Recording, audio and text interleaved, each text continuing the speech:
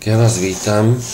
Dnes sa pozrieme na zanášanie korektúr do programu, ktorý si môžete zadarmo stiahnuť zo stránok Adobe. Je to Adobe Reader, ktorý v poslednej verzii má implementované v sebe nástroje pre zanášanie korektúr. Ja veľmi odporúčam pri komunikácii s grafikom, keď si vymieňate náhľadové PDF-ka na vkladanie poznámok, korektúr textov a rôznych iných opráv, používať práve tento systém, pretože je mimoriadne efektívny, mimoriadne jednoduchý a veľmi pomáha pri práci s týmito dokumentmi na obidvoch stranách, si myslím, nie len na strane grafika. Takže keď si v tom readeri otvorím nejaký dokument, ja som si vybral stránku zo staršieho katalógu Artfilmu, tak predstavme si, že tento dokument je nejaké to náhľadové PDF-ko, do ktorého treba vložiť nejaké poznámky, čo treba opraviť, zmeniť a tak ďalej. V pravom hornom rohu okna Readeru sa nachádzajú tieto tri položky, Tools, Sign a Comment. My sa chystáme komentovať, tak si vyberieme položku Comment a keď na ňu klikneme, tak sa nám rozbalí takáto postranná lišta a hneď na vrchu vidíme dva základné komentovacie nástroje. Sticky Note, taký ten prilepovací poznámkový papierik, alebo ako by som to nazval, a zvýraznenie textu.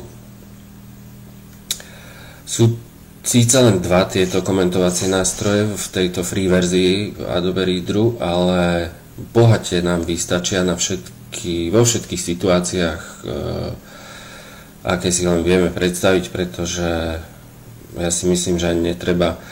Tie nástroje, ktoré sú v profesionálnej verzii, samozrejme sú fajn a užitočné, ale pre to základné použitie si absolútne vystačíme s týmito dvomi. No takže začneme s tým Sticky Note, s tým poznámkovým nástrojom. Je možné kdekoľvek v ploche layoutu kliknutím umiestniť poznámkovú značku. Ona sa zobrazí takouto ikonkou, s takouto bublinou komentovacou, komiksovou a hneď sa k nej priradí aj príslušné komentárové okno, do ktorého je možné vkladať text.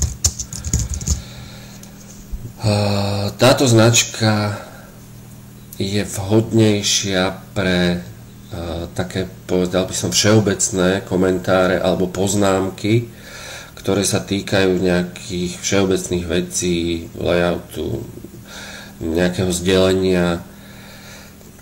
Nie je to veľmi vhodné používať pri práci s nahradzovaním textu. Na to nám bude slúžiť tento druhý nástroj. Ale zostaňme ešte pri tom poznámkovom nástroji. Je napríklad veľmi vhodný na označovanie alebo vytváranie poznámok k obrázkom alebo k nejakým iným takýmto prvkom v layoute, nejakým grafom alebo jednoducho všade, kde sa to netýka konkrétneho textu. Čiže kliknutím povedzme do plochy nejakého obrázku, fotografie a tak ďalej je možné napísať poznámku, túto foto vymeniť za foto z mailu, ktoré sa volá obrázok 123 JPG. To úplne stačí grafikovi pre to, aby vedel, čo má s týmto obrázkom urobiť. Prípadne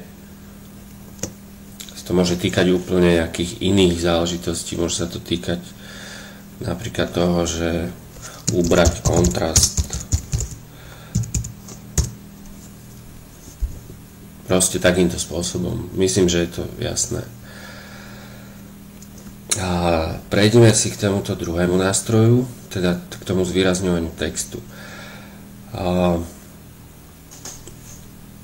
Myslím, že to je jasné už z podstaty toho nástroja, že sa bude jednať o nejaké označenie textu. Ťahaním kurzoru je možné označiť povedzme celý odstavec, odsek, a ten odsek sa takýmto spôsobom vyfarbí, zvýrazní, ako keby sme ho prešli takým tým fixkovým zvýrazňovačom. A tým pádom sa z toho zvýrazneného textu stane také pole, do ktorého sa dá dvojkliknúť a po dvojkliku sa vyvolá to komentárové okno, také isté ako pri tom nástroji poznámka, do ktorého je zase možné vpísať text, ktorý má nahradiť ten text, ktorý je vyznačený. Do toho komentárového okna je možné ten text ručne vpísať, alebo ak máte nejaký wordovský dokument, kde tie texty máte pripravené, alebo nejaký iný zdroj, z ktorého čerpáte, samozrejme, že je možné použiť princíp copy-paste, čiže cez schránku prekopírovať text a vložiť ho sem do toho komentárového okna.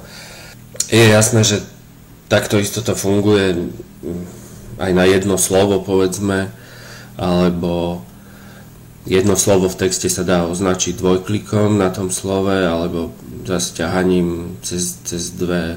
Po každom takomto označení je možné tú označenú zvýraznenú plochu vybrať, dvojklikom k nej vyvolať to komentárové okno a napísať správny tvar.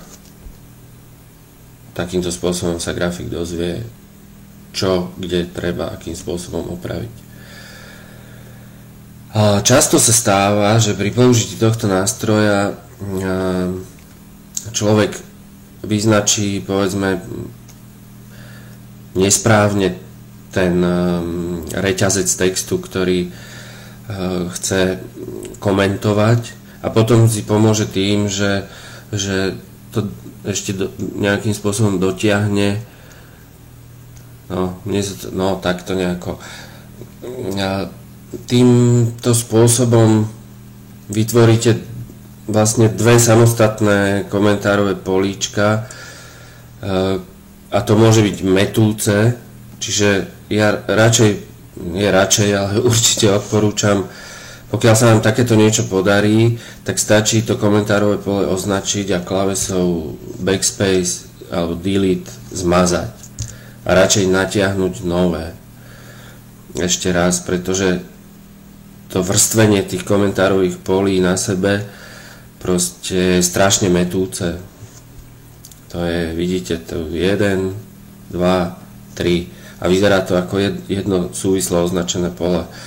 Nie je to dobré, naozaj treba tie komentárové políčka radšej vymazať, keď sa pomýlite alebo nesprávne to označíte a znovu natiahnuť.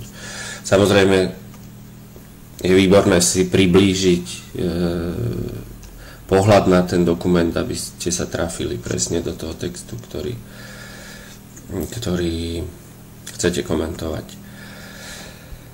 No, čo ďalej? Ďalej je tu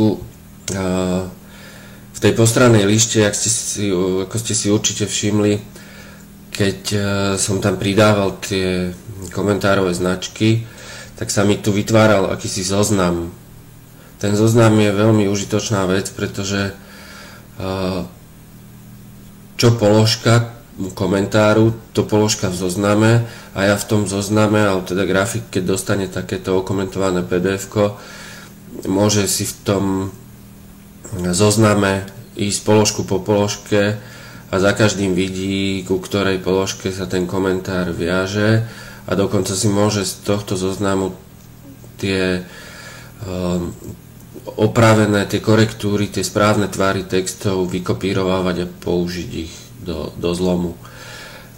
Takže ten zoznam je skvelý, ale zase je skôr užitočný pre toho grafika.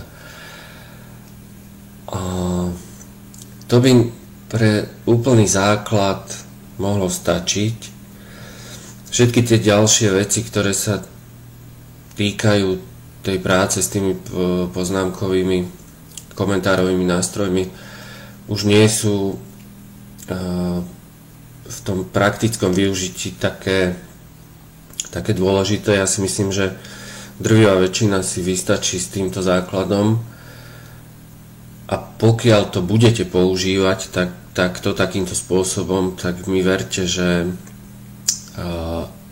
veľmi, veľmi pomôžete svojmu grafikovi a ja si myslím, že veľmi, veľmi pomôžete aj sami sebe, pretože to vypisovanie komentárových alebo korektúr do mailu takým systémom, že v 4. riadku v 3. odstavci zhora je slovo festival a to opravte, to je proste otravné a uberá vám to čas, energiu a grafikovi takisto. Používanie tohto spôsobu zanášania korektúr je jednoducho vynikajúce a je to systém, ktorý bol presne na tieto účely vyvinutý a funguje absolútne bezchybne. Čiže na záver už len teda, pokiaľ máte ten layout takýmto spôsobom okomentovaný, ste s tým už spokojní, nie sú tam žiadne chyby, tak si môžete samozrejme uložiť to PDF-ko s nejakou poznámkou, že sa jedná o korektúru 1, alebo ho môžete aj takto, ako je, priamo z prostredia toho Adobe Readeru odoslať mailom. Kliknete na túto ikonku po tej poštovej obálky, zase v pravej časti sa otvorí taká tá postranná lišta, kde je možné vybrať si voľbu pripnúť k e-mailu. Tlačítkom pripnúť sa otvorí mailový program a otvorí sa vám rovno už okno novej správy, kde napíšete adresu, subjekt a povedzme sprievodný text pre prijímateľa a pošlete to mailom. Jednoduché, účelné, skvelé. Takže ja vám ďakujem za pozornosť a teším sa niekedy zase na budúce. Dovidenia.